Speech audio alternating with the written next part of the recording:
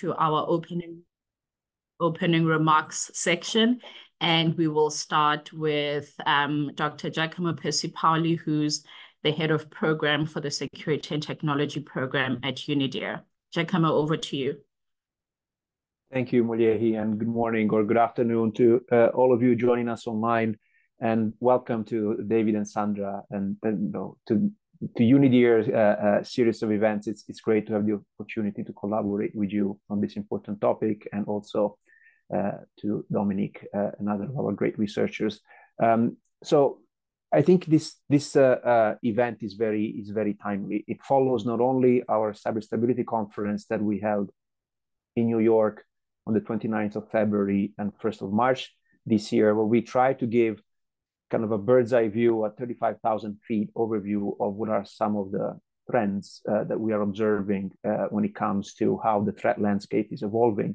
But more importantly, it follows a very rich discussion during the open-ended working group that followed our cybersecurity conference, where the first day and a half, where the new and emerging threats were discussed, AI was pretty much mentioned by every second intervention. What was interesting to note was how different states picked up, they all referenced AI, but they picked up on slightly different angles or perspectives or ways in which AI is presenting new threats. So I think this event is really important, because while I think that following the last, I would say, 18 months of mainstream information about how AI is going to change everyone's life for good or bad, everyone is bought into the narrative. I don't think we need to convince anyone of the transformative power and potential that AI has. But I also think that it's time that we start scratching a little bit below the surface and really try to understand how that is going to happen. Because, recognizing that there is a potential new threat is an important first step. But if we want to go beyond that and really start to think about what can we do about it, we really need to understand how this technology is going to impact the different domains. And here we just happen to have a conversation about cybersecurity, which is important. So very happy to have this event, to have the opportunity to go, with the help of our colleagues from Deloitte, go through some use cases or vignettes that can help us better understand different ways in which AI could come into play, and have just a very informal and open discussion that hopefully our audience will find useful and that we can use to build further work. So with that, thank you so much, Muliehi. Over back to you. Thank you so much, Giacomo. And now from Deloitte, we'll have opening remarks from Mr. David Thogmartin, who is a director and leader of the AI practice for Deloitte Risk Advisory in Germany, and the AI studio internationally.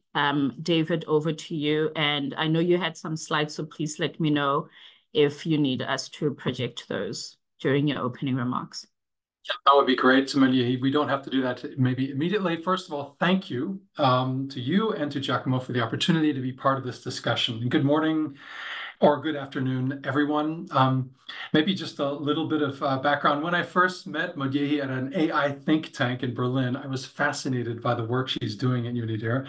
And to me, disarmament is a noble cause and an intensely difficult question that can be at odds with individual national agendas. But one thing I found interesting about it as well is that at least weapons in the physical world are measurable. You can count nukes. You can use various reconnaissance technologies to remotely detect signs of let's say, activity. You can demand inspections and draw conclusions if those demands are not met. So that's not the case in the digital world, where software, including AI, can be weaponized. And at the same time, it can be exceedingly difficult to trace. So the dangers of the digital world, they're not new. Cybersecurity is an established field. What is new, or relatively new, is the arrival of AI onto the scene of cybercrime. So before we dive into that, maybe a few words about AI itself and what makes it different. you probably know, many of you know this, but just to make sure everybody's on the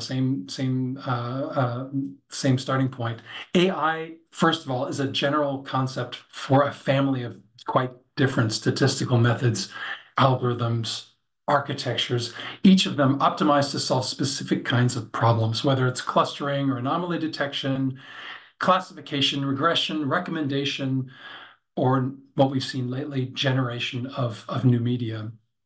And that works in a whole variety of different types of information. So numbers like data tables, or text, or images, audio and video. And these different methods are suitable for different types of problems as well. So different objectives, like and also not just for different objectives, but also for different volumes of data. You don't use the same approach for different things. That's AI, generally speaking. When we talk about generative AI, the new kid on the block, what we mean mostly is two specific types of models. One is large language models, and another one is diffusion models, which themselves are special architectures to keep different deep neural networks optimized to perform certain kinds of functions. So let's putting it very simply, the large language models for text or for code, and the diffusion models are for pictures or for videos. So what you would associate with deepfakes, for example. What makes Gen AI so special is the sophistication of these deep neural networks, which you've probably heard before the term foundation models. What are these? These are just deep neural networks that are so large, built on such enormous data sets to train them, that they are housed by certain professional providers, hyperscalers. And this size and this depth of these models gives them wide-ranging capabilities. So unlike the classical AI we saw before it, we're talking about general purpose AI, as the EU AI Act would call it. If we combine these general purpose capabilities with widespread availability, whether it's via an API accessing one of these foundation models, or whether it's an open source model that you decide to host on your own infrastructure, we effectively lower the barrier to entry for everyone, good actors and bad actors, who invent with AI. So AI has often been called the Wild West of technology, but it's never been more true than it is today with generative AI. Maybe if we switch to the next page, Anye. So while AI ushers in enormous opportunities, it also introduces risks. And as you can well imagine, complex machines, they give rise to complex problems. And these problems are different from the ones that we might be familiar with in the good old rule-based if-then days of computing. So we address these problems in a framework of 7 trustworthy AI principles.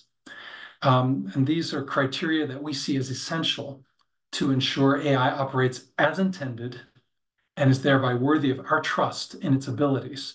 I don't want to go into all of them today. There's a nice wheel of lots of different possible risks and associated to their trustworthy AI principles. But I do want to give one example, and that's robustness. So this is a nice one because it shows how different the risks with AI can be versus these old-style programs, the if-then rule-based programs. So unlike rule-based models in old systems, which would exit their programs with a syntax error or something like that, if something unexpected was found, an AI model tends to be less brittle. An AI model will continue to operate, and it will present an answer, even if the answer is incorrect.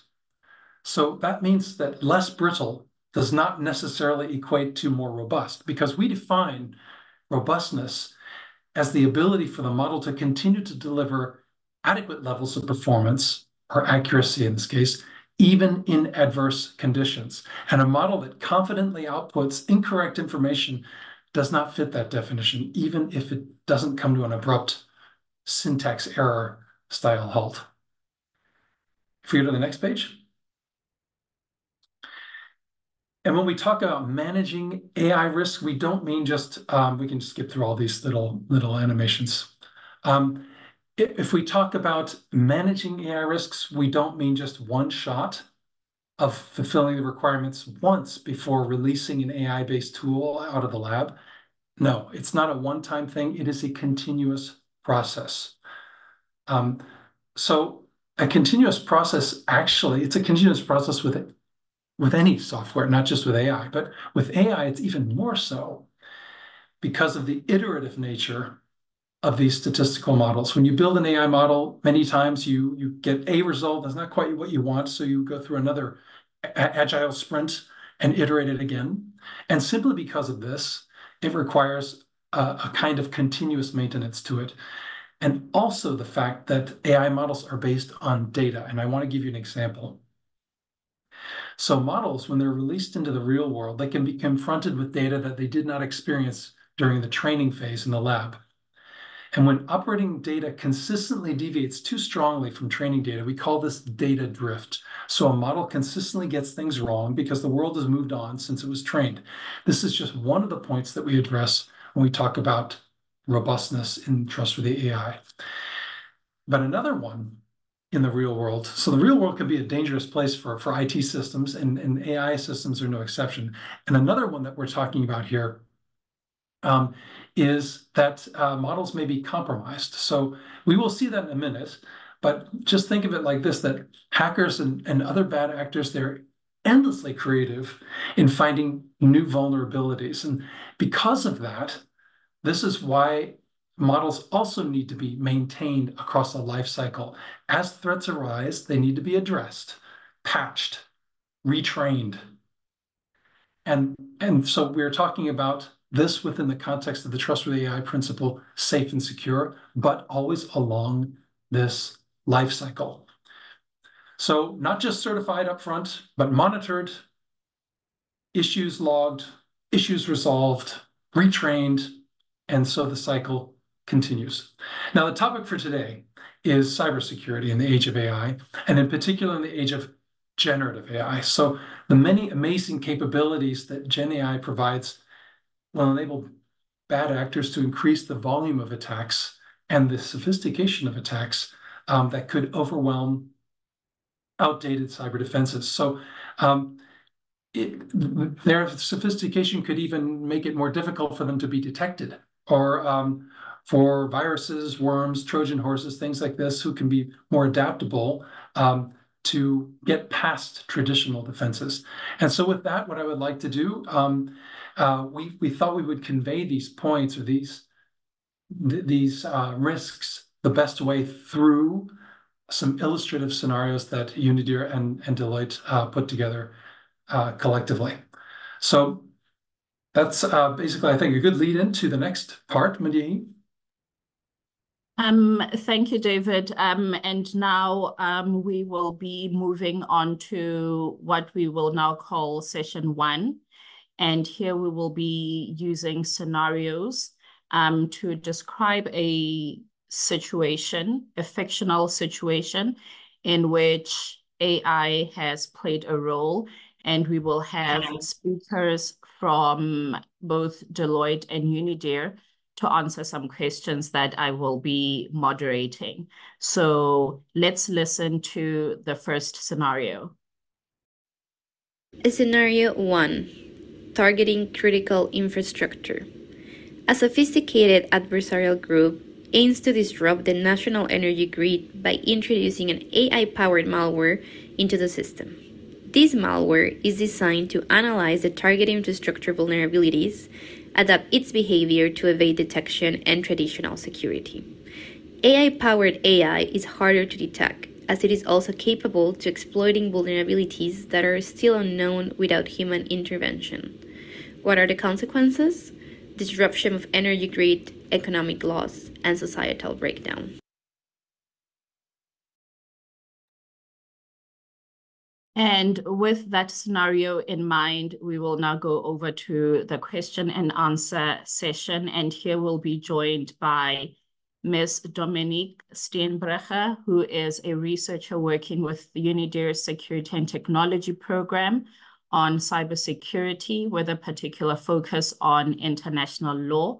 Her areas of expertise include international law, international humanitarian law, and human rights, international security, and disarmament issues.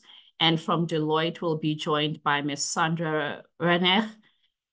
Sandra is a senior manager with the Deloitte Cyber Risk Consulting Division, specializing in cyber strategy.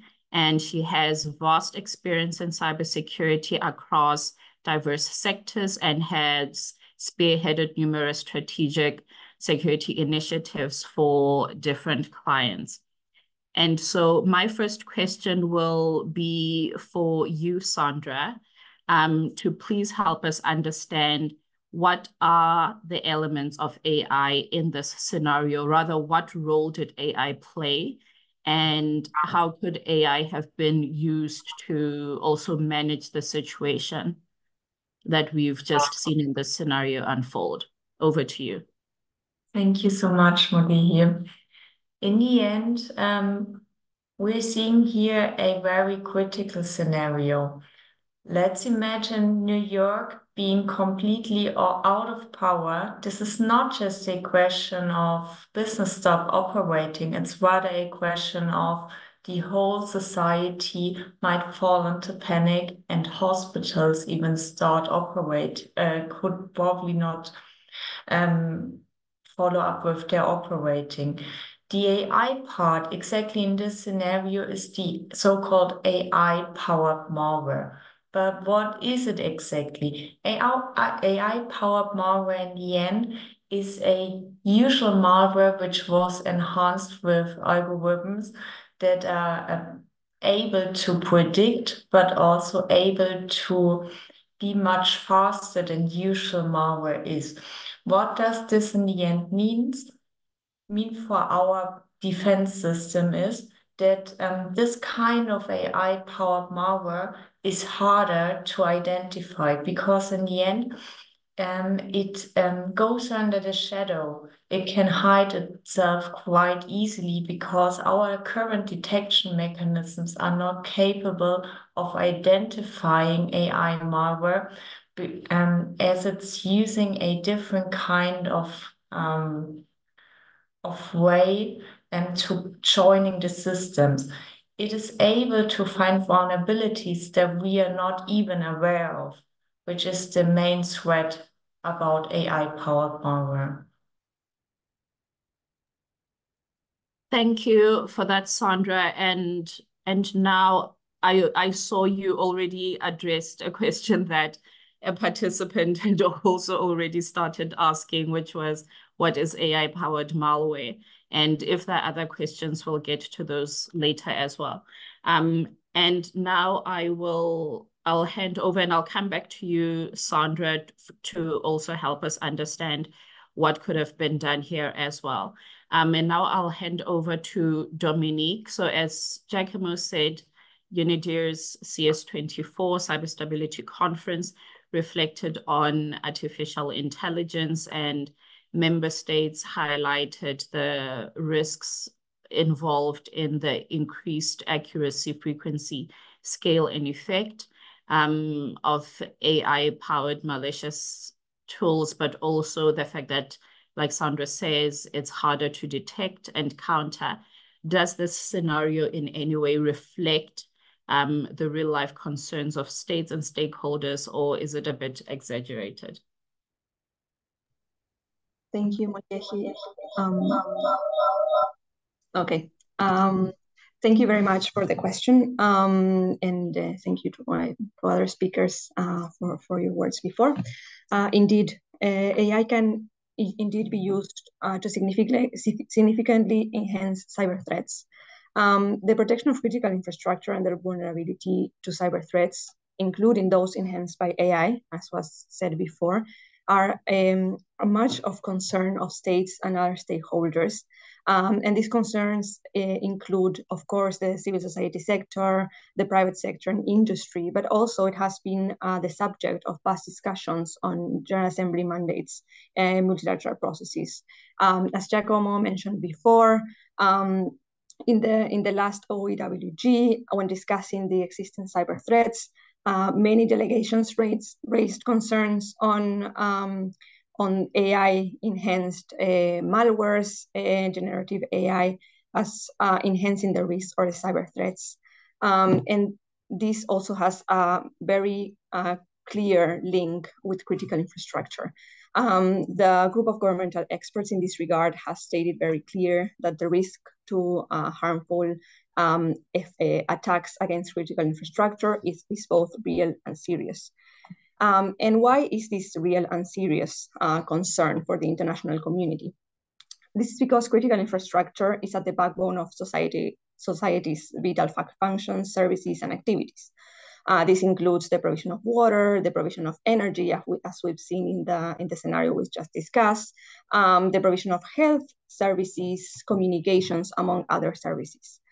Cyber operations against this critical infrastructure that are very much involved in the provision of essential services thus risk destabilizing societies and having huge, not only economic ramifications and impacts and material damage in the societies, but also can cause significant human harm, including even injury to human beings. We have seen real life cases that testify the devastating effects or potential effects of such incidents. For example, the effects of power outages in healthcare services that are very much reliant on energy to the provision of their services, and how this can have an impact on the critical treatment of patients, time-sensitive treatment of patients. We also have seen the impact of cyber threats in water facilities, for example, water treatment facilities, in which the early detection of the incident or of the malware is key in order to counter the effects. For example, imagine a water plant that has been infiltrated, and for example, it affects its industrial control systems that can affect the quality of the water that is provided to the population. And if this is not detected early, this can have huge impacts on poisoning, for example, of the population. And as we have been discussing, AI-powered malwares can be very difficult to detect and to counter. And this early detection issue becomes critical because if it's very difficult to detect and counter, then you may only counter it when the effects on the civilian population have already been shown. The complexity on targeting critical infrastructure lies in particular on the nature of critical infrastructure and the different orders of effect in a highly interconnected society. This implies both direct effects on damage to the infrastructure, but also indirect effects that derive from the direct impact. We were discussing effects on the treatment of patients, deriving from the impact of power outages, for example, and cumulative effects also, with long-term deterioration of the performance of essential services. As I was saying, the infrastructure is hugely interdependent. So, for example, you need electricity supply to ensure the delivery of water and sanitation, to ensure the cold chain for the maintenance of foodstuff and medicine. But also, like attached to this, you also need, for example, safe water and electricity for the provision of health services and sanitation. But you also need, for example, water distribution, which is reliant on electricity for the safe running of the same, for example, nuclear power plants providing electricity. And this is very critical also if we think about a nuclear power plant that relies on water distribution for example, the cooling of the core or the cooling of the waste. And water distribution requires pumping of the water, right? Which at the time requires electricity. So we can see the interconnectedness and the huge impact that this can have. And again, when the effects of targeting critical infrastructure are difficult to detect, they become longer in time. And this can also affect, for example, resilience of the critical infrastructure, intrinsic resilience, but also the reliance on backups. For example, I was mentioning a nuclear power plant that requires water distribution. Imagine that there are electricity outages that cannot that imply that the water distribution is not cannot function with the electric grid, for example. This can be backed up with electricity generators. But if this prolongs in time, the backup of this electricity supply can be affected and also affect the resilience of the system. And of course, the effects come also prolonged.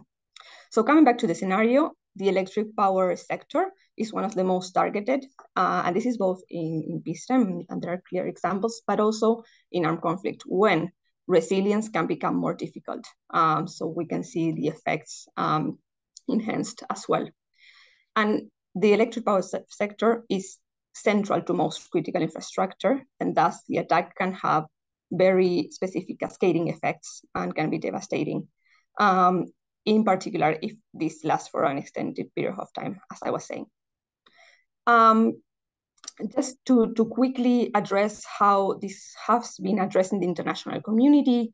So the efforts have been pursued in the multilateral processes, as I was mentioned before, which has had critical infrastructure at the center across the whole framework of responsible state behavior in the use of ICTs. All components of the framework, this is the norms of responsible state behavior, how to address the application of international law to cyberspace, the adoption of confidence building measures, and international cooperation and capacity building have addressed the issue of critical infrastructure. And even if in the framework as such, no specific technologies is mentioned, for example, in the norms we have right now, these are technology neutral, so they can be responsive to this type of threats in particular case. So as I was saying, within the 11 norms of responsible state behavior agreed by states, 3 of them directly address the issue of related to critical infrastructure, stating that states should not conduct or knowingly support ICT activity that intentionally damage critical infrastructure, stating that states should take appropriate measures to protect their own critical infrastructure and should respond to appropriate request of assistance by other states whose critical infrastructure is subject to malicious ICTs. So what's needed from states, and also taking into consideration the evolution of the threat landscape, in terms of critical infrastructure, as discussed in this specific scenario, the designation of the infrastructure as critical can be very helpful for the protection of said infrastructure and sector, because it also implies the allocation of resources and the insurance of adequate protection in according to the norms that we have just discussed. Also, the share of the designation of which infrastructure is considered critical, because there is not a globally agreed definition of critical infrastructure, but this is a prerogative of each state. The designation and transparency in that designation can also be considered as a confidence building measure in order to enhance protection. As well, states need to determine legislative regulatory measures necessary to protect critical infrastructure, and this has to be very linked to the threat landscape, as we were discussed before, because it evolves. So the response of the states need to also evolve. And in addition, international cooperation and assistance would also be critical to the strengthening of the protection of critical infrastructure. Usually, or the effects of the target of critical infrastructure by cyber means, and this enhanced, of course, but AI, for example, powered malwares, can have very differential impacts on different states based on their resources and the capacity to respond to these type of threats. And this very much depends on the resource angle, but also on the availability of resources to respond to this type of threats, which can also entail that the threat extends in time because of its complexity to respond. Finally, I would just want to mention that on the pillar of international law within the framework of responsible state behavior, even if there is no standalone legal obligation as such, at least recognized as of today, not to conduct cyber operations against critical infrastructure, these operations can on itself violate different international law rules and principles. This can entail, for example, depending on the case and depending on the interpretation of each state, violate the state's sovereignty or the principle of non-intervention.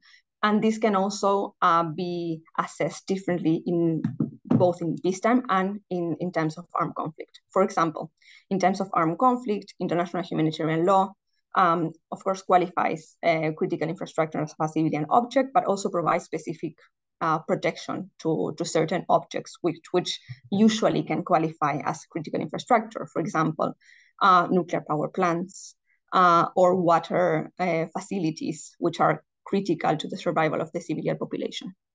Also, it provides protection as civilian objects and specifically protected objects within the civilian harm assessment in the proportionality and precautions assessment. And in addition, states under international humanitarian law have an obligation to take passive precautions against the effects of the attacks. And this would include, for example, obligations to protect critical infrastructure as feasible, but each state considering their capacities, of course, that could include, for example, network isolation or cyber hygiene measures, among others. And lastly, we can also address these under the international human rights law framework. We know that the framework protects the right to life, the right to health and sanitation, and also the right to water, for example. So states have positive obligations to fulfill human rights and to protect human rights of the people under the jurisdiction and control from these threats. And these positive obligations could entail, of course, also the need to protect critical infrastructure, which are key to the provision of these essential services. Of course, the application of international law to the use of ICTs has been affirmed in the multilateral processes, but how it applies is still subject to much debate and interactions, and the need for clarifications and transparency in these interpretations, as well as the seek for further common understandings, is very much needed in terms of predictability of how international law applies in cyberspace and how each state understands international law applies to the cyberspace, which also at the same time reduces the risk of misunderstandings and escalations. So just to end on a positive note, in order to mitigate these risks that we were discussing, states need to implement robust cybersecurity measures. And this can be done, of course, in a multi-stakeholder engagement in collaboration between the public and the private sector. And in this landscape, combining human expertise with AI capabilities can have promising effects in terms of more effective defenses. So it's not only at the negative side that we want to discuss, which of course enhance the threats, and in particular, as we were discussing in this particular scenario, the threat to critical infrastructure, but AI can also have a pivotal role in safeguarding critical infrastructure systems by employing advanced threat detection, for example, and response mechanisms. So just wanted to bring that point also, that I know will be discussed further on in the workshop, but just to end on a positive note on the interaction between AI and cybersecurity. Thank you, Moliehi, and back to you. Thank you very much, Dominique. And I think all the participants here have a comprehensive understanding of how the discussions also fit into the international security debates.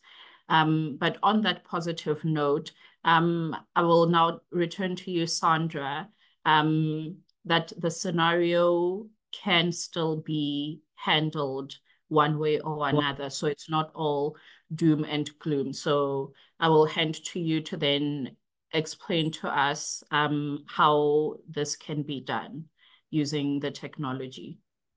Thank you so much, Modi, and thank you, Dominique, for your extensive overview also. This is really interesting also for me to see, not coming from the overarching perspective of the United States, to see exactly what are your thoughts behind.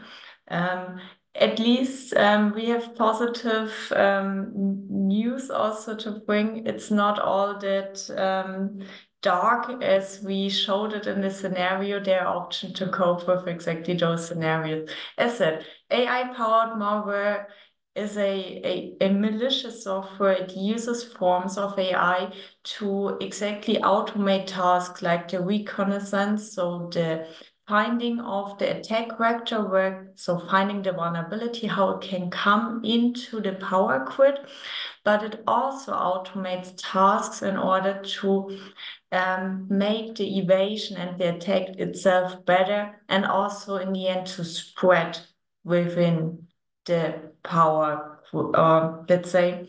Power grid is a bit funny if you think about it, because in the end, those are all operational IT assets, which are mostly lying around. There are sensors to them, and those are usually all then connected to a whole big system called SCADA, or at least SCADA is then in the end the system which lies over the power grid usually. And what the attacker usually would try, he would try to come in over a open vulnerability, mainly on the OT assets, and maybe directly using USB sticks to get somewhere a kind of input point. But also, if we are talking about the reconnaissance part, then AI would help especially to exploit the APIs of the system, because most of the systems are today also connected to the internet in order to be able for remote workers to check how is the status. Is it still is there still enough power on the grid, or are there shortages somewhere? So those are all interconnected, also considering that power is sold directly on the stock market in short-term markets. So this is directly interconnected. But what we can now do in order to prevent exactly happening a happening of a big interruption would be first of all, for sure, a security operations center, but not as we know it today. This needs to be still our watchdog in front of each system. But what can we now do to increase our current SOC capabilities? And I have one other slide which goes exactly in this deep dive, but just to keep it short, they're currently, so AI cannot be used by attackers. We can also use it on the good side, which means we can use it for behavioral attacks during the network traffic, which is flowing around within and outside of the system over the power grid. And we can also use directly machine learning algorithms to identify specific patterns, which AI makes, or which the malware would do if it comes into the system. So this can be all read out of the different system logs, usually. And those algorithms we would also use in the SOC, and we are also doing this already today. And we have also help from our partners here, for example, Microsoft and other firms like NVIDIA, which are helping us to develop exactly those defense mechanisms within our SOC. Then for sure, if it already happens, then the only thing what we can do to recover quickly is a business continuity plan. And what does it mean? Most companies, but also most organizations usually having some kind of business continuity plan, but they would never train it. And often it's also not really detailed down, because in the end there are two ways to recover. The one way is the technical. You need to have backups, as also Dominic said before. There need to be a backup solution somewhere, not speaking only from a separate power system like a generator or something like that, but rather also from the system itself. There need to be a backup system, maybe also in some cloud environment or otherwise. But also for all workers, there needs to be a plan. What do I really do in case it's disrupted? How can I ensure to quickly recover from this? And therefore, usually this needs to be written in stone, and it needs to be tested at least yearly to make sure that it works. And then one other aspect that we have is always zero trust. Zero trust sounds kind of a buzzword, but in the end, what it means is building a resilient architecture. So I just said the main entry points of malicious software is usually over API or directly over some kind of plugin. And the only thing what prevents attackers from getting into the system is very rough access control. And this can only be achieved if a usual user Active Directory is used, if there are different factors for at least for the users, and then also for technical accounts which are connected together using encryption on each entry point to make sure and that this connection cannot be interrupted. And what sure often takes place, especially in the grid sector, is that there are often OT devices just lying around and nobody knows, like, are they connected, are they not connected? And there's no oversight. And this goes into limiting the blast radius. Make sure to know what is all connected to each other, because if you don't know, you cannot secure it. Now a bit of a deep dive into how can we ensure that also our SOC services are still able to secure us from exactly those newly or novel threats arising from AI-powered malware. And there, what is already happening, there are few use cases, mainly going into the direction of behavioral analytics, what I already said before. This includes mainly the monitoring of unusual data accesses, network traffic, and system behavior, and make sure that we, in the end, can exactly analyze what is happening there quite quickly. And beyond that, after we have detected that there's something kind of unusual, we need to be able to also predict like what can happen after it, and in order to write quick playbooks in order how can I now stop exactly this. And for this, AI can help to automatically also create those playbooks and also to help them in the end, the defender who's sitting there seeing, okay, there's an attack coming in, what do I need to do next? And this is the main part, how we are currently increasing our SOC services, and not only for our firm, but especially for our clients, and are already working, as said, with big players here in the market. Thank you very much for that, Sandra, as well as that deep dive. I will not try to summarize session 1. We will have a lot of time for that also with the Q&A.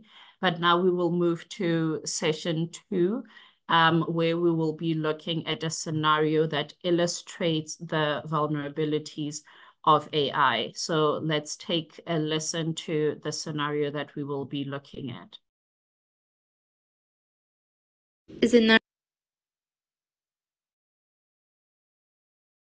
Scenario 2. Targeting AI systems which evaluate immigration requests without prejudice.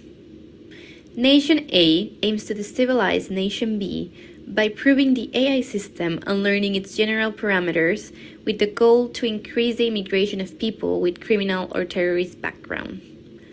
What are the possible consequences? A slow but steady rise of crime, burden on social systems, resentment and fear among the population, urge for unbiased assessment leading to new attacks surface. And that is our scenario for session 2. And for this one, we will be joined still. Sandra will stay on for this session, but we'll also be joined from UNIDIR by Dr. Giacomo Percy-Paoli, who again is the head of the Security and Technology Program, and his expertise spans the science and technology domain with emphasis on the implications of emerging technologies for security and defense. And so using the format used before, Sandra, I'll start with you to ask you, what is the AI in this scenario, or rather, what role did it play?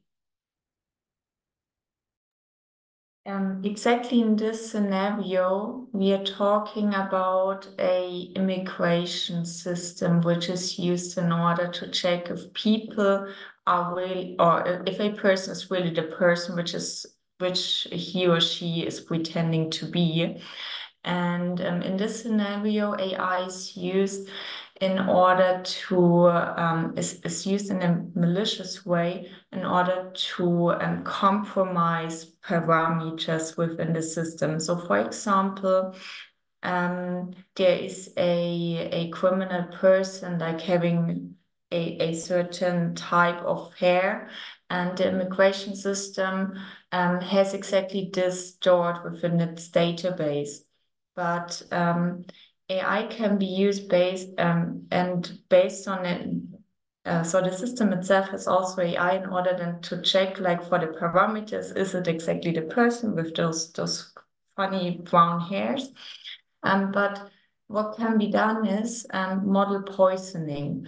And if we are talking about model poisoning, it means AI model can be an attacker can basically try to find a backdoor to exactly this immigration system, and in the end,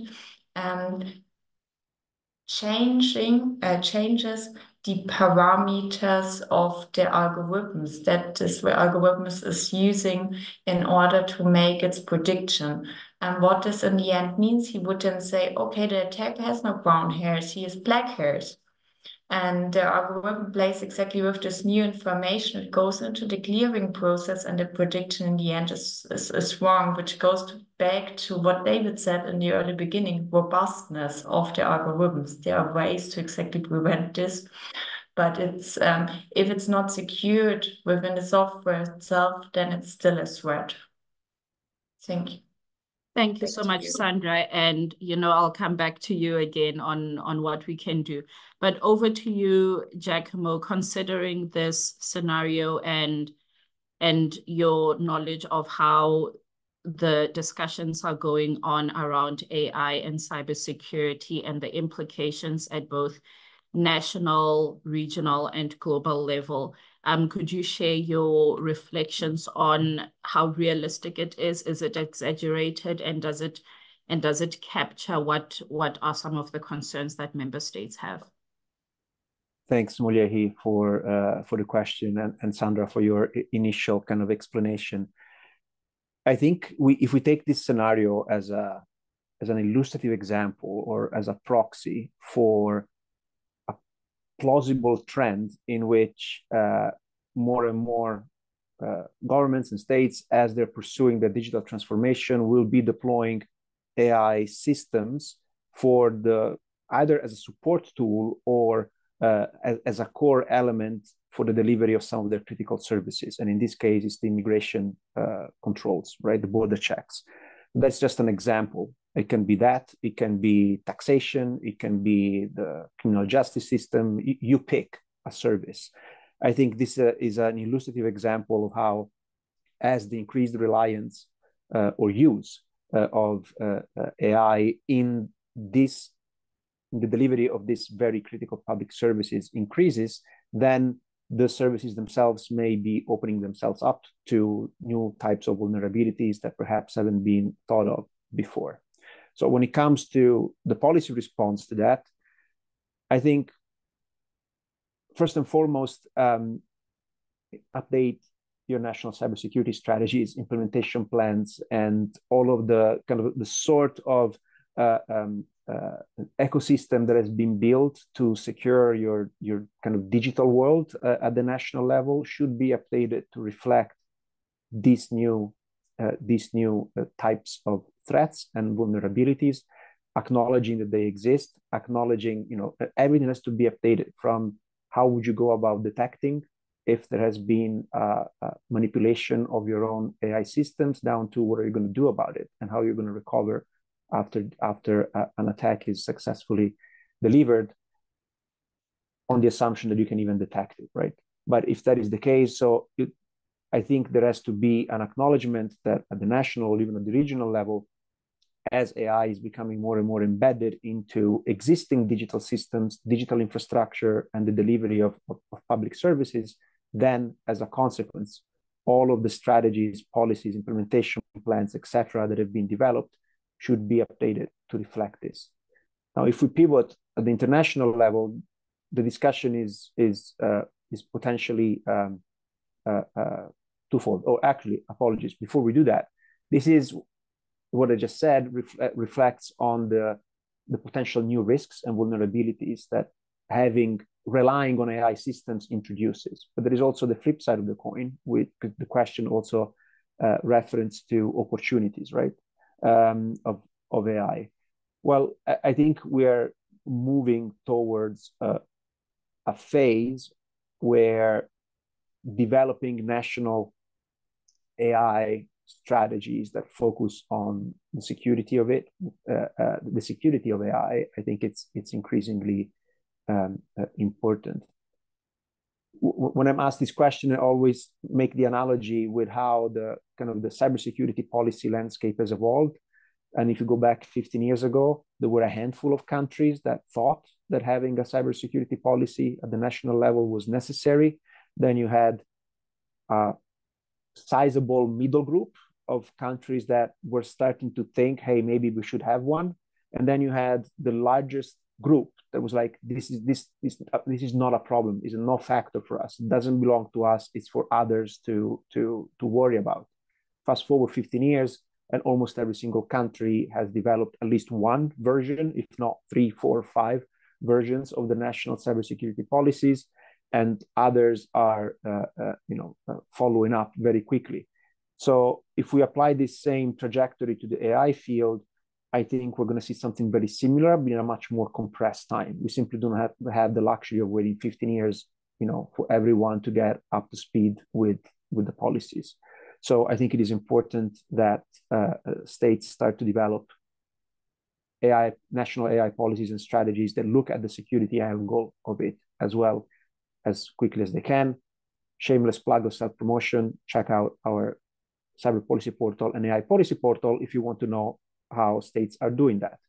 But going back to the question, when it comes to the international level, I think we can see this in two different tracks.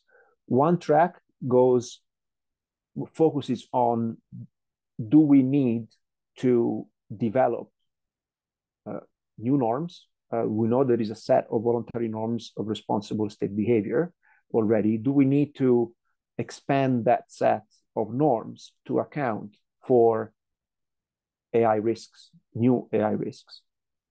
Independently of what the answer to that question might be, I think what is necessary to do, because we all recognize that even if the answer to that first question is yes, we do need it, and some stakeholders have already put this forward in the most recent consultation that the chair of the OAWG had, I think independently of what states decide to do with respect to developing new norms, I think there is a much more urgent action that should be taken, which is, if we look at the implementations of the norms that we already have, how is that implementation going to be impacted by artificial intelligence? If we say that we need to protect critical infrastructure, okay, that's true. That was true before AI and it's true after AI. But what does it mean, now that AI is a factor? How can we provide additional guidance on what it means to secure your critical infrastructure from AI attacks? What does it mean to secure supply chain when it comes to the era of AI, where supply chain is much more, it adds a layer of complexity to an already complex ecosystem of different tiers of suppliers. So I think the question here is, or the main point of focus that I would urge states to consider at the intergovernmental level is, while you're deciding whether or not AI deserves to be captured in its own norm, please do not underestimate the impact that AI is going to have on already agreed norms of responsible state behavior, how you will be implementing them, and what can you do to really add that extra layer of guidance when it comes to the implementation of the norms. And I have more, but I stop here for the sake of time. Perhaps later we can continue. Thank you, Giacomo, and there's a lot there to be unpacked as well. But I'll now come back to you, Sandra, to again, this is not all doom and gloom. There are things that can be done, and to Giacomo's point, if we do not have 15 years to wait, what do we currently have, and what from the technological side and leveraging on your expertise can member states also think about when it comes to addressing scenarios like this, or scenarios where malicious AI is also used for other services, like Giacomo mentioned, taxation and others. Over to you, Sandra. Thank you so much, Giacomo and Modegi, for bringing up the scenario, which is also, I think, not too uncommon and unrealistic in our current world now, as everyone is using more and more AI. So in general, our way to basically make those AI models which are used more robust and resilient is basically a holistic view on the AI system itself. And for this, they are coming in basically two aspects. One is rather in the direction of generic governance. The first point is for sure making ourselves as aware, as we also do for other software system. AI is nothing else than just a software system in the end. What kind of controls and standards are relevant, and what do we need to consider? And we do not only prevent us from new threats, but rather also from already existing threats. And now we need to find a balance how we can basically cope with both, with the new ones, but also with the old threats, because what is important is to first have the baseline security things done to build up on it. And for this, what we have done, and you can see it on the right-hand side, it's a cybersecurity framework, which basically encompasses all security capabilities required in order to build up a AI solution. What we basically did is we had a look and on basically all different industry standards which are out there in the market. If you have a look on Atlas, MetaAttack, OWASP, NIST, and all those, and we consolidated all of them, and we have here in Deloitte a practice which is developing an AI system, and we tested things out. And especially like in the scenario that we just had, where we were talking about model poisoning, it's important that we tackle those things exactly with clear cyber controls. And basically what that would mean is we need to train the model in order to check for itself how what can be right and what can be wrong. And this basically is called adversarial training. And adversarial training would mean that during the training, so if the AI model gets trained with different examples of data, that we also train it sometimes with wrong data, which is completely different to what we have trained it before, to basically confuse it and misleading. And those examples are called adversarial examples because they are basically bad examples. And we want to train the model in a way that it knows how to react to wrong input data, but directly understands like, okay, this cannot be because I have here other 100 examples which are going exactly in the other direction. So I can decide this is not right. or at least give some kind of warning signal, there's something wrong with the data, and leave then the end decision to a human. But by repeating, exposing exactly AI to different adversarial examples, we are able to make it more robust. Another way, for example, to make models more robust is to basically monitor the data lineage, so the ways of the data through the model, and make sure that in the end we can relate back why the model is coming to a certain decision. This basically helps also against bias of a model. And all those controls, but they're much more, are basically outlined exactly also in the framework. But I think it would be crashing the whole session if we would now cover all of them. Therefore, I took the model poisoning one. And what we then also had, sorry. Should we move to the next slide, Sandra? Yes, perfect. Thank you so much for the, exactly. So what we brought a bit as a deep dive is how can member states now make sure that exactly those AI models are also implemented in a secure way. And what we usually offer, there's also a cybersecurity AI lab where we exactly explain like what controls are there, what to consider also from a legal perspective. And how can we then, in this session, we can then also make sure that those controls are then probably also implemented in the real solution with a gap analysis. And this is basically what we offer. And in the end, that helped already a lot of organizations to rethink how they have built their AI models.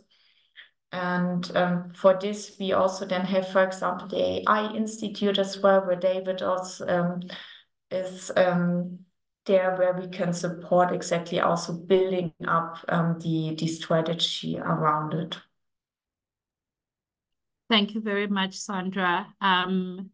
And with that, we will now move over to session 3, where we will look at our third and last scenario, which will then show us AI as a cyber defense multiplier. Let's have a listen.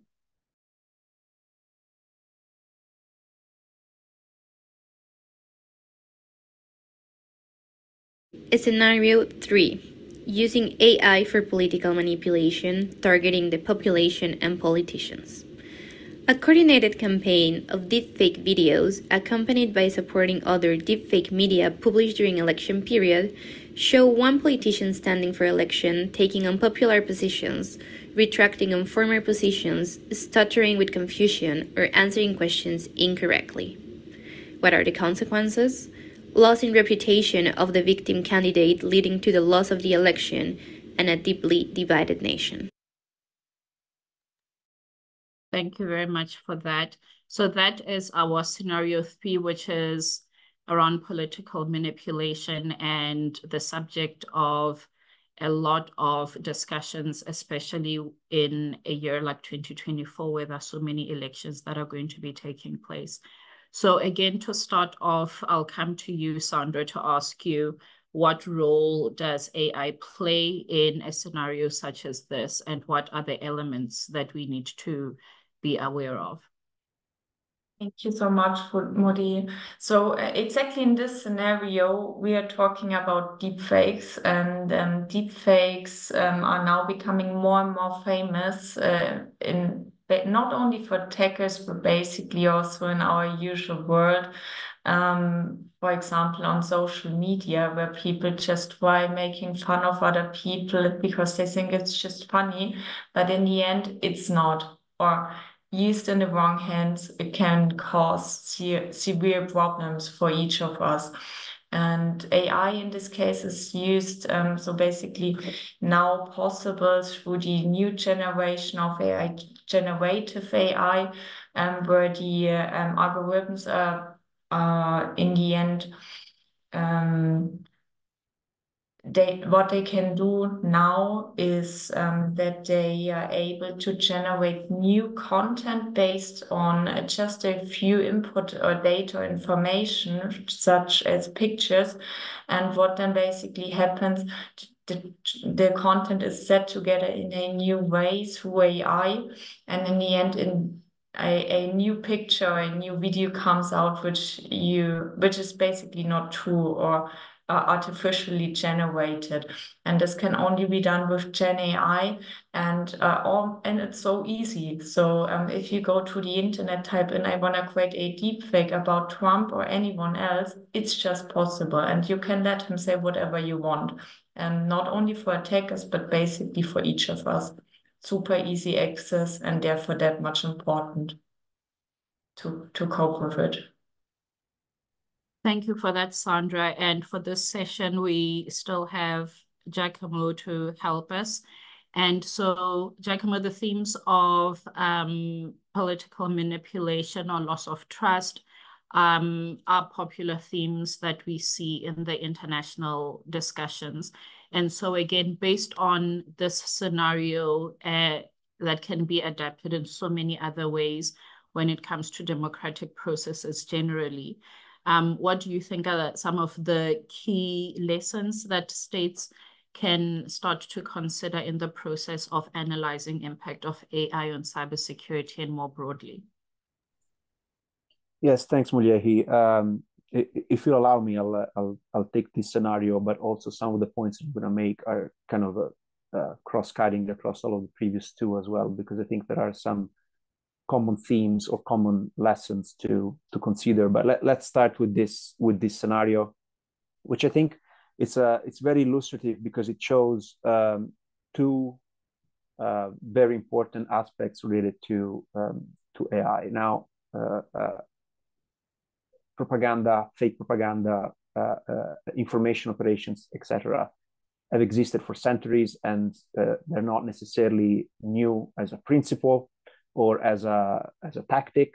However, what AI is doing is making everything, at scale. It scales up the reach, the speed, the accuracy. It makes it more complicated today and increasingly complicated to detect what is real and what is not. And as it is often the case, when you can't trust what is real and what is not, you tend to not trust anything at all. So even legitimate information gets somewhat dismissed by the uncertainty around, is this real or is this not? So in a world where there is a general kind of a decrease of trust between people and their national institutions, and between states, this clearly doesn't help. And this is one, when we look at all of the different ways in which AI can impact cybersecurity, we've seen in the first scenario AI-powered kind of cyber attacks. And to me, the first scenario was really focusing on one way in which traditional malware can be powered with AI. In that case, was to kind of evade detection. But if we look at the entire, I'm going to use the various steps of a cyber attack. Goes from reconnaissance to weaponization to lateral movement, data exfiltration, whatever it is. There are 5 million different taxonomies that illustrate what are the different steps of a cyber attack. You can imagine AI being used to power up malware in each of those steps. But how here in this scenario, we're looking more an example of AI-generated threats in this case. So synthetic media, deepfakes that can be across, can be a video, can be a photo, can be audio, can be text. And while until a few years ago, you could see kind of the initial the emergence of synthetic media and applications that were increasingly good at doing one thing. Now the more sophisticated campaigns are able to produce synthetic media across all the different modalities of distribution, making it increasingly difficult. There is another element of kind of AI-generated cybersecurity risks, which relates to how far are we from having an AI that is able to build from scratch malicious code. That I don't know.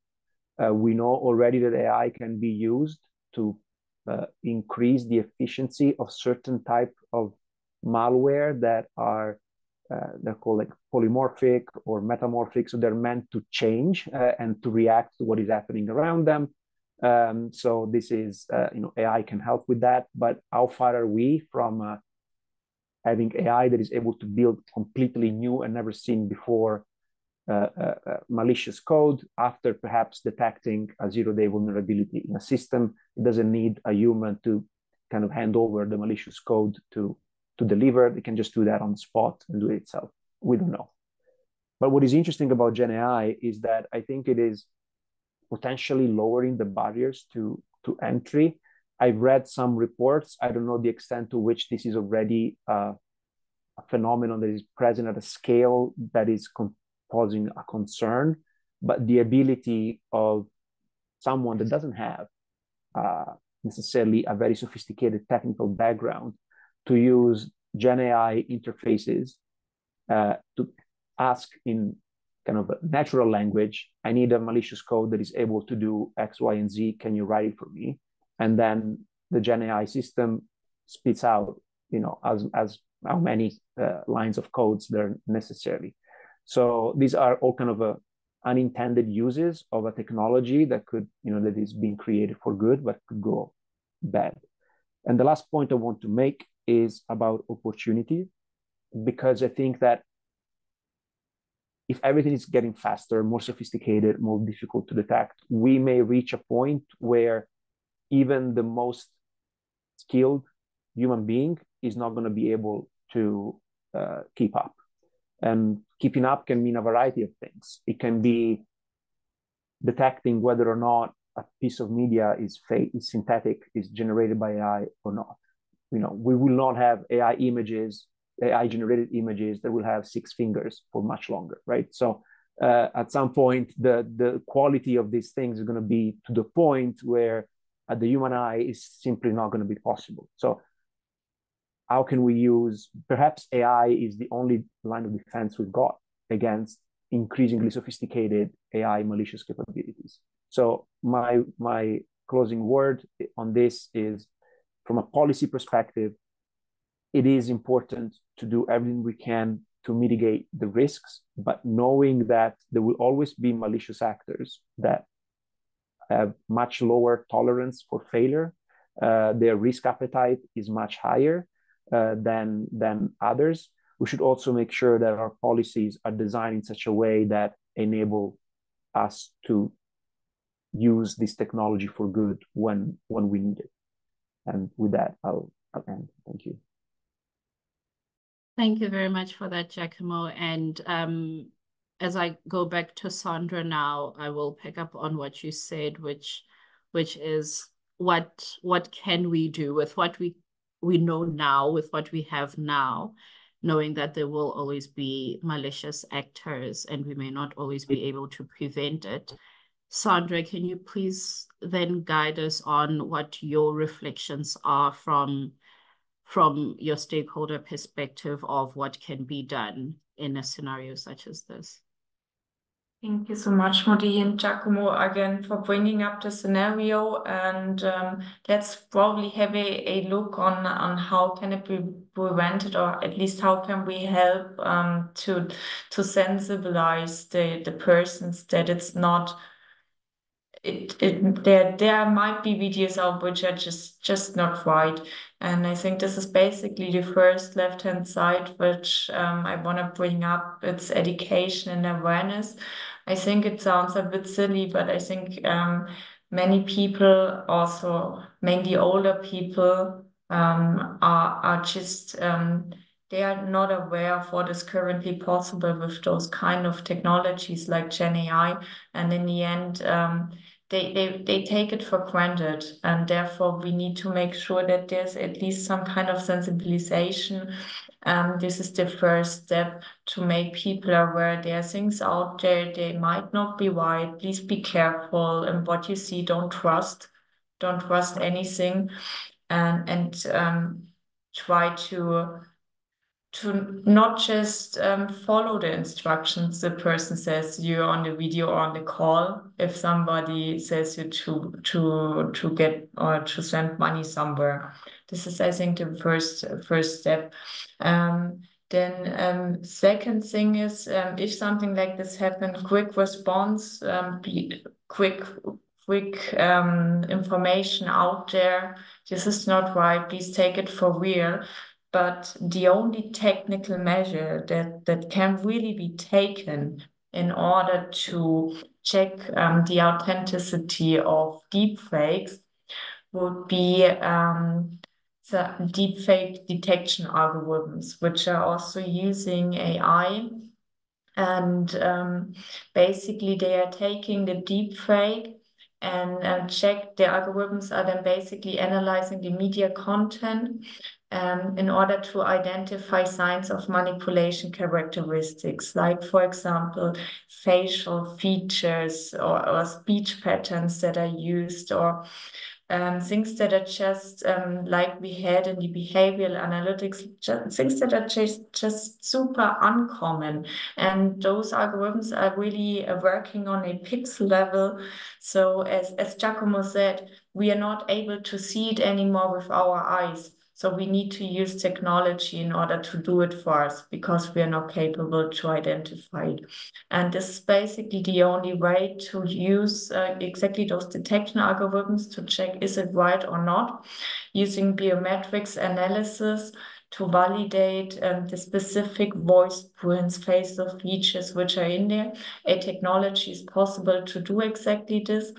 And another way would be, for example, and this is also the EOAI Act, wants also to have that results or outcomes of a Gen AI need to be watermarked in digital signatures. A attacker might not care about exactly this, but another way would be, for example, using, but this is maybe a bit an uncommon technical measure, using a blockchain for verification, so making sure that things that are published are stored in a blockchain to make sure those are really exactly hashed or on a cryptographical basis, hashed in a way that they can just be right and others might then not be right, but this is rather a rather unrealistic security scenario. So the only things that we can really do is make people aware and quickly respond if something like this happen, and use exactly those pattern recognition or technologies in order to make sure or in order to validate if something is right or wrong. So those are the only possibilities we currently have against deepfakes. And second, what I brought with me also, thank you so much, Mudi, was just a bit of a deep dive into education and awareness, just making aware that there are also our partners out there like AWS, Microsoft, or Google, which are doing exactly things like this, making awareness and upskilling campaigns. Also, we as Deloitte are doing this, therefore we are having worldwide different Deloitte University, bringing people up to speed. And I think this is something each organization needs now to focus on, maybe not only in the consideration of deepfakes, but just generally how to use AI. And therefore, for example, we in Deloitte, we have like a AI driver's license, which we offer just to every employee. And I like it because everybody gets to know the technology, gets to know how to use it, and also gets to know, don't trust. And I think this is super important.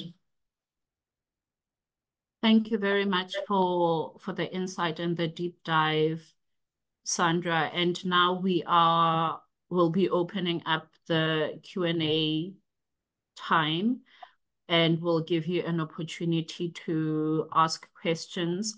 And I will start with, I see there's a raised hand from Emmanuel Yvonne. Emmanuel, would you like to take the floor to ask your question? Are you gonna let her do it? Okay. Emmanuel, you can, yes. And please tell us who you are and which mission you're from.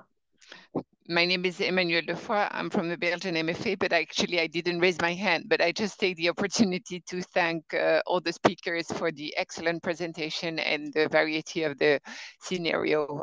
My job is cyber and tech and AI in Brussels. We currently have the presidency of the EU. We've got many events to organize, and this was very inspiring. Thank you. Thank you very much for that. And again, for participants, if you want to take the floor to ask the question, raise your hand and we will come to you. I also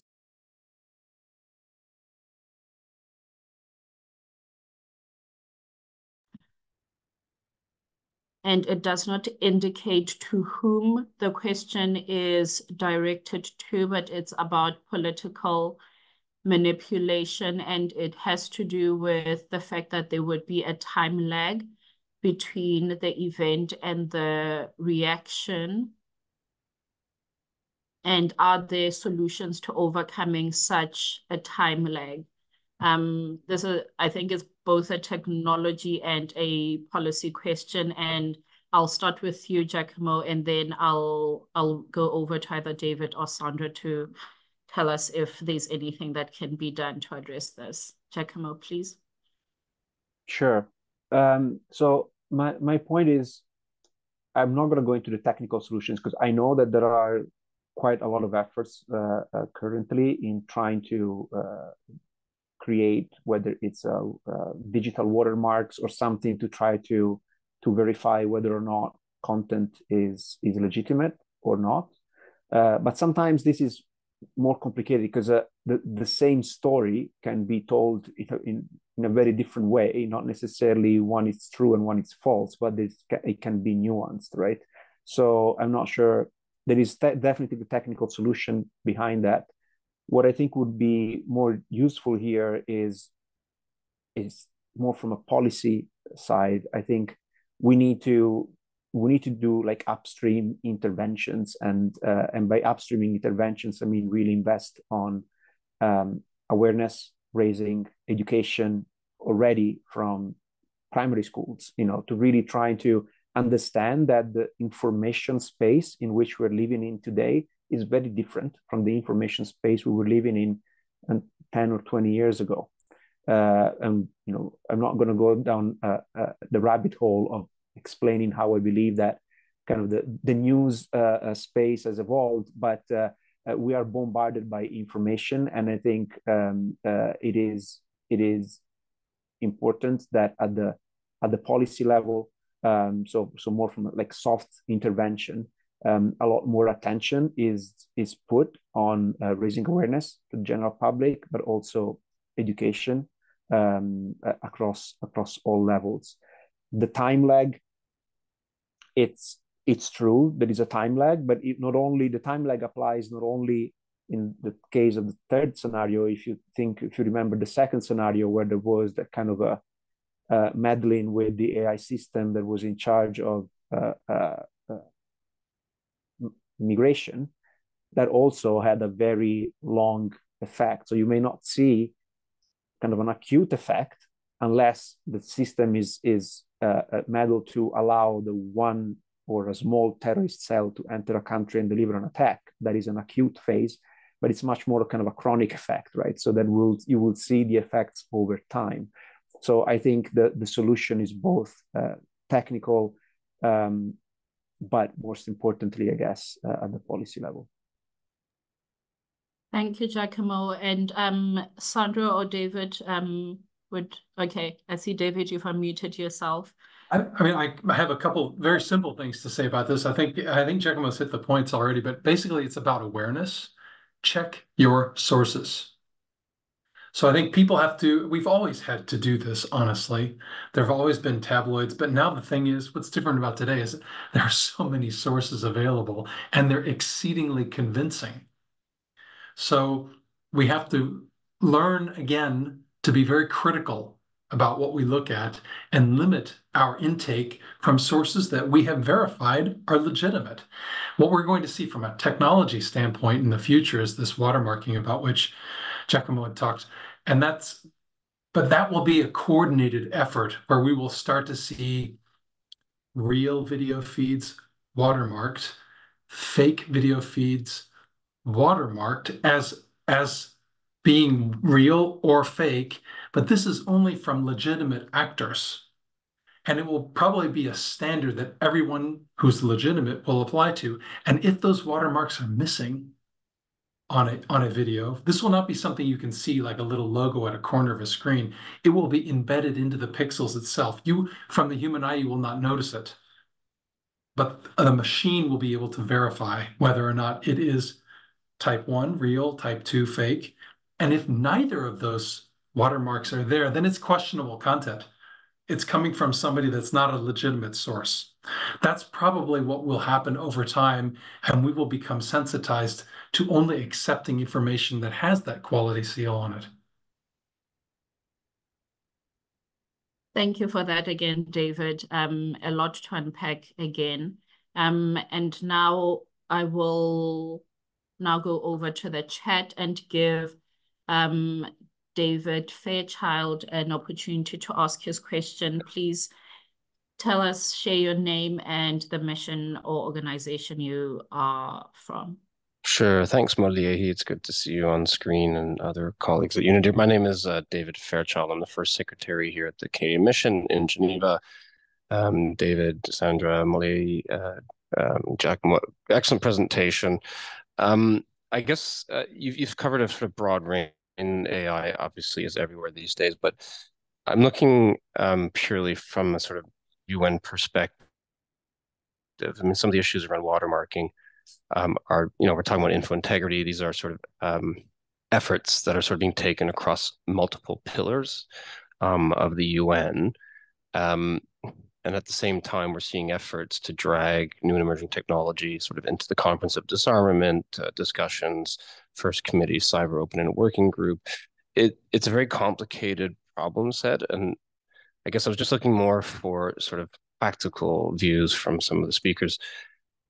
How do we comprehensively move this forward through the UN when there are sort of, what I would call sort of civilian problems around the spread of AI and dealing with that from a governance perspective versus sort of the very pointy end, which seems to fascinate other parts of governments and be much more political. And so how can we, I guess I'm just looking for advice really for those perhaps online. I mean, how would you take this forward in a way that might address some of the root causes? Thank you. Thank you very much for that, David, and good to hear from you again. And Giacomo, I think this one falls squarely in your box, and so I'll give you an opportunity to respond to David, which I'm sure is also a question that many others are also wondering how to take it back. Thank you, Moliahi, and thank you, David, for the very simple question to answer. So I think it's a very fair point. My answer is that I think that the complexity of the problem, in a way, does require it to be addressed, across multiple desks. It would be difficult to imagine a scenario in which everything can be dealt with under one single umbrella. However, what I think it's missing and that perhaps would be needed is a more coherent and coordinated approach to this topic.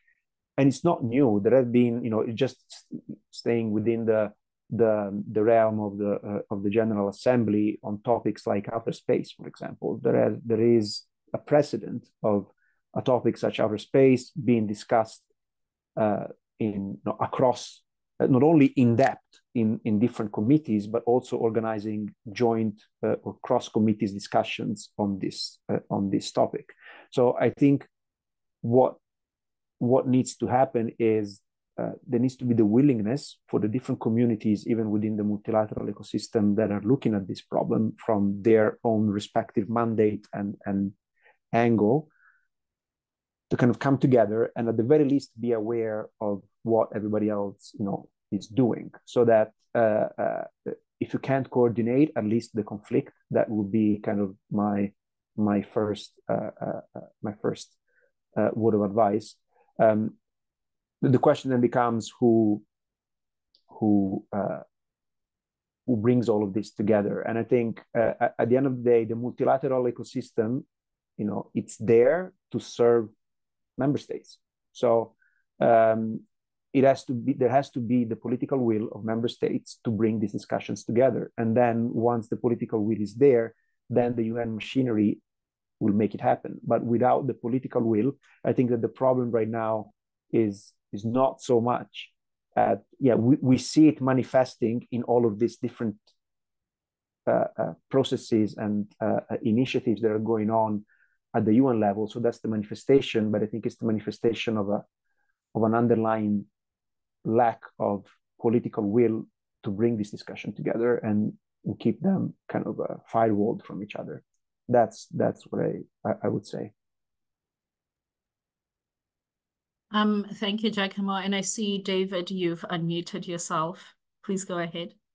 Yeah, Medea, thank you. Well, Giacomo, I think you're absolutely right on. And the question is, where do you go from here? Actually, Medea, we put that in a couple of points on one of the last slides because we anticipated that a question like this might come. It's not a lot to read, very, very simple. But basically, the point is slide 17. But the point is, every organization, whether it's a government, academia, NGO, commercial enterprise, doesn't matter, they will all have their unique vulnerabilities. Yet these will also share common traits. And that's a good thing because it enables us to develop effective defensive strategies that will generally work. But the first step is for the organization to envision what cybersecurity future it wants and conversely what outcomes it wants to avoid. That sets its target picture. And then from there, we prioritize what are the most important aspects, let's say, of a Gen AI strategy befitting this organization. We don't start from zero. We have a framework. Sandra showed the framework, but that's a general framework. The key point here is to optimize that framework for the specific needs of the organization. And once you have that framework in place, then you get even more specific. So just as a system like when you implement a system, you sign off the IT development with test cases, user acceptance testing. But we do something very similar for this. The effectiveness of your framework is tested with Gen AI use cases to see what happens. So, and we have an entire set of teams that do these kinds of red teaming, for instance, ethical hacking, these kinds of things to try to see if we can break through a set of defenses. Did that set of defenses really stand up to the challenge? So this is the more concrete part that happens next. But then I would also echo Giacomo's words saying that technical solutions alone are not enough. I mean, you need to think simply about the threat of these ever more personalized phishing mails that you're probably seeing coming through your own inbox, crafted by generative AI. They're getting better and better. They're written more convincingly. They may have even very specific details about you somehow crafted into the mail. Many will not be fooled by them. They won't click on that link, but some will.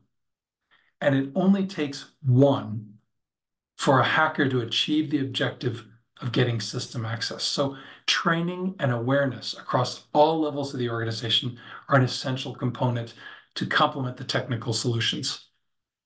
And that makes organizations individually stronger. But if organizations were to coordinate and share intelligence with one another, then they are not just individually stronger, but collectively stronger. So where organizations within the same industries might already be connected, it's not so much the case across sectors, or let's say between government and commercial enterprise. So if we can connect these groups, then so they learn from each other and what attacks have been attempted or even successful, then I think all become stronger. And we have to remember cybercrime seldom discriminates. So we need to be strong collectively. That's the last piece of the puzzle, to connect organizations for persistently up-to-date intelligence over the current threat landscape. So that's kind of how I would round out that overall picture. Thank you for that, David. And I think you've already touched on a bit of the other question that came through, which was about increasing capabilities for member states and to what extent AI solutions can be shared with countries in need.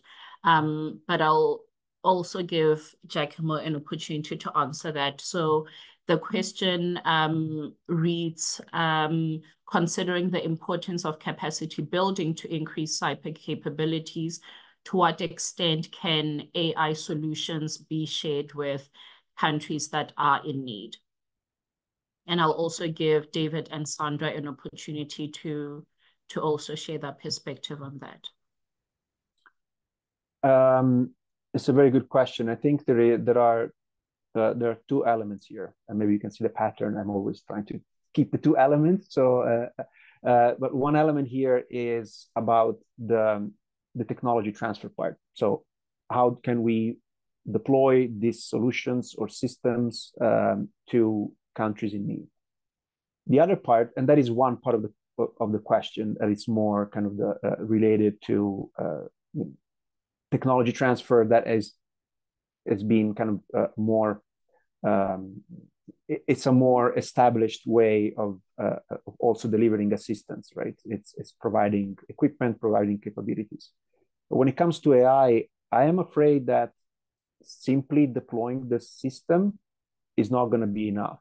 There is a concept, almost like a readiness concept, like how ready is the country on the receiving end? How ready is such country to receive, deploy, and maintain, an AI solution that is constantly evolving? It needs to be, it's not just a launch and forget type of scenario or a plug and play type of scenario. I think that in order for states, including developing countries or countries that are more in need of capacity building assistance, in order for them to be ready to receive these sort of systems, that's where they need to start. And going back to what I said a few interventions ago, start building your national AI strategy, start build the soft part, the structures. Who's going to be responsible for checking that this AI system, once it is delivered and deployed, is going to continue to work as intended? You can't just, yes, you can contract out that to a third party, but in general, you need to make sure that the national ecosystem is ready to absorb this technology before looking at, okay, how can we transfer it to you? That would be my response. Thank you so much for that. David and Sandra. Okay, David, over to you.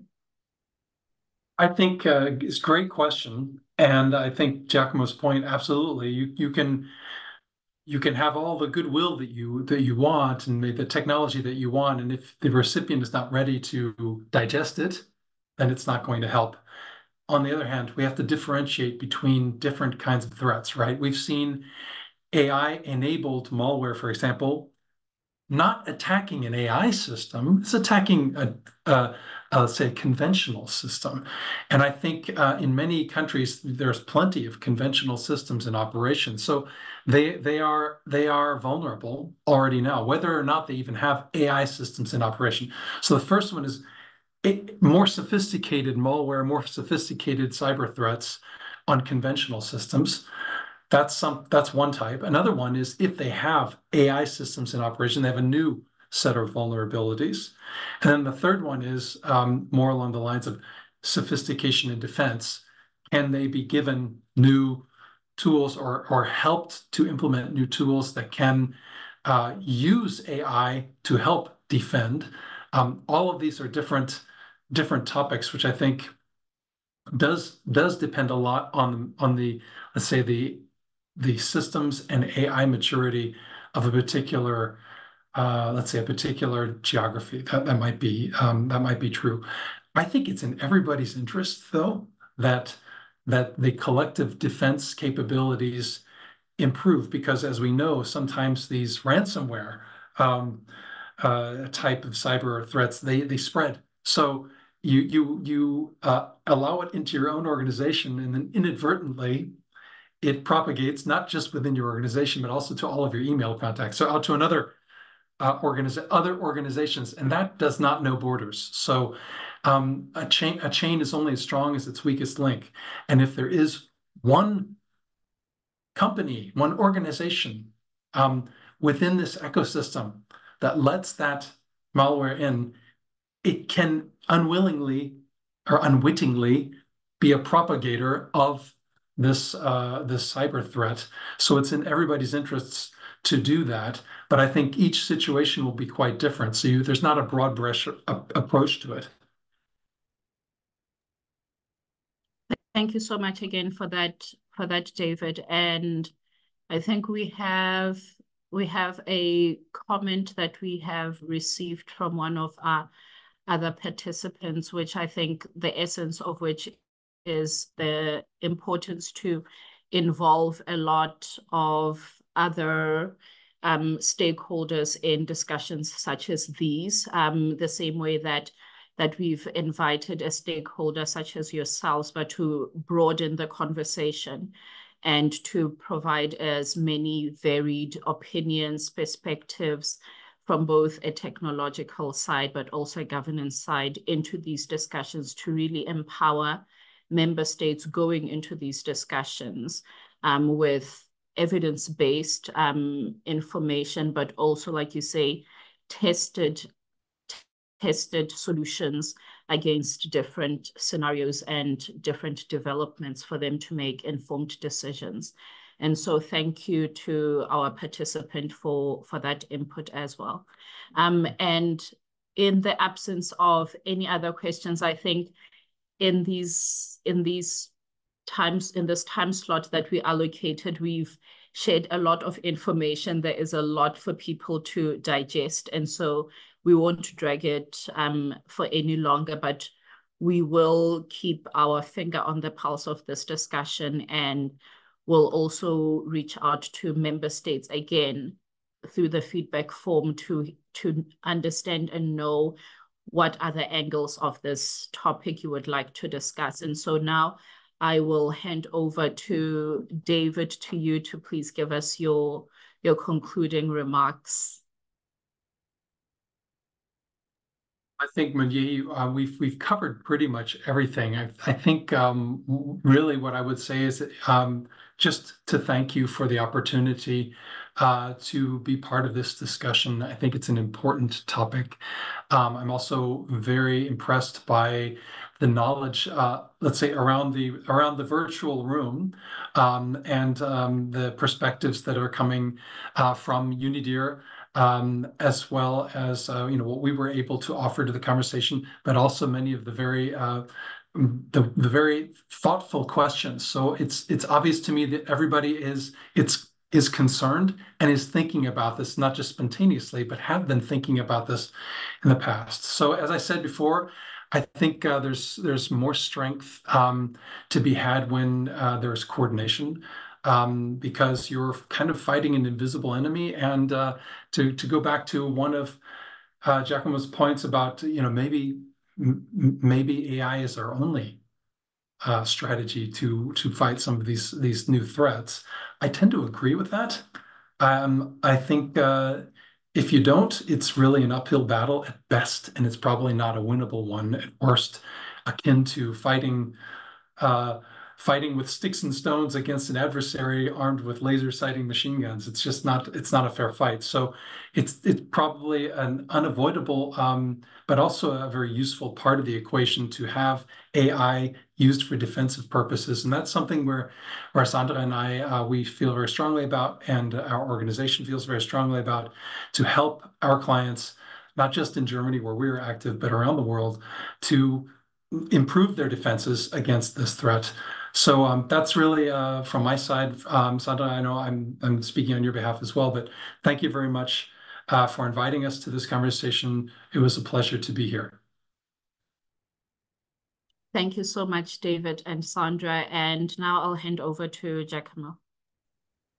Yes, thanks, Mulyehi, and thanks, David, Sandra, and Dominic for sharing the virtual panel with me. It's been great. It's been a great discussion.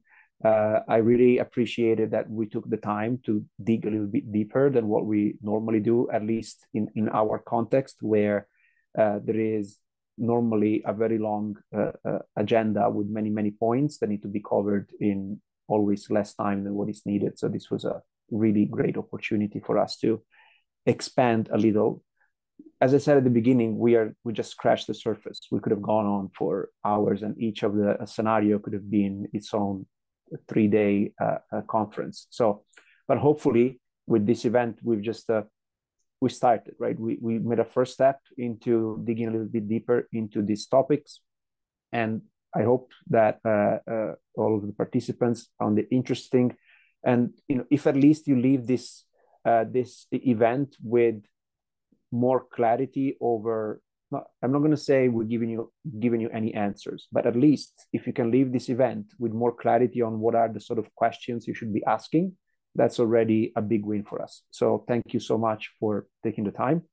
And Mulyehi, if you allow me, I'll also take the opportunity to thank the donors that made this workshop possible. As Mulyehi said, we're a voluntary funded organization, and the Security and Technology Program, and in particular the Cyber Workstream, is funded by contributions of the government of France, Germany, Italy, the Netherlands, Norway, Switzerland, and by Microsoft. So thank you to all of our donors for your trust and for enabling us to carry on this great work. With that, back to you, Mulyehi. Thank you.